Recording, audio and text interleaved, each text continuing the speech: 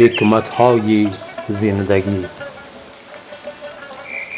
در رفاقت بودن شرط مردانگی است، ورنه با یک استخوان 100 سگ رفیقت می شود.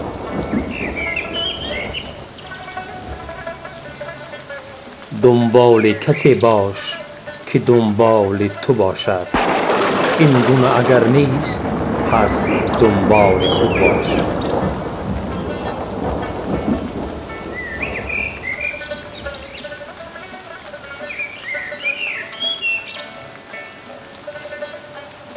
هیچ وقت با خودت مغرور مشو، زیرا برگ ها همیشه وقتی می ریزند فکر می کنند که طلا شدند.